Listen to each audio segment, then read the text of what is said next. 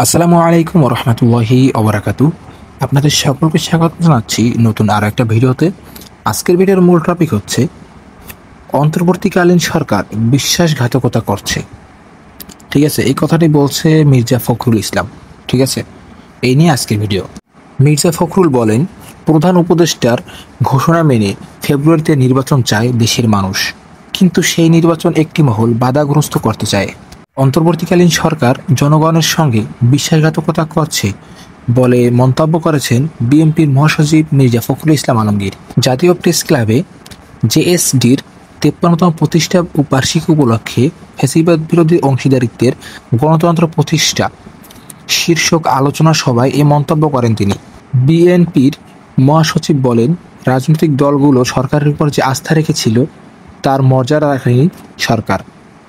জনগণের সাথে অন্তর্বর্তীকালীন সরকার বিশ্বাসঘাতকতা করেছে। জুলাই সনদ নিয়ে জাতীয় নির্বাচনের আগেই ঐক্যমত কমিশন গণভোটের যে সুপারিশ করেছে তার বিরোধিতা করেন তিনি। বলেন, জাতীয় নির্বাচনের আগে গণভোট করার কোনো সুযোগ নেই। বিএনপির মহাসচিব মির্জা ফখরুল আরও বলেন, বর্তমান রাজনৈতিক সংকটের জন্য দায়ী একমাত্র সরকার।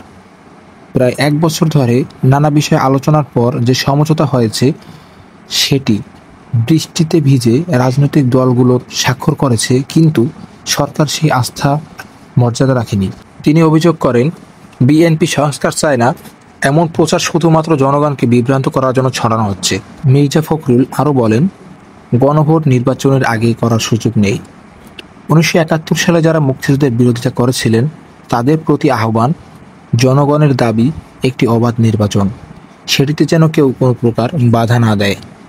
এ সময় রাজনৈতিক দল নয়, ঐক্যমত কমিশনই বিভ্রান্তি সৃষ্টি করছে বলেও মন্তব্য করেন মির্জা ফখরুল। এই ছিল আজকের ভিডিও। আপনাদের মন্তব্য অবশ্যই কমেন্ট বক্সে জানাবেন। সকলকে ধন্যবাদ। সকলে ক্ষমা সুন্দর দৃষ্টি দেখবেন যদি কোনো ভুল ভ্রান্তি হয়ে থাকে আমার।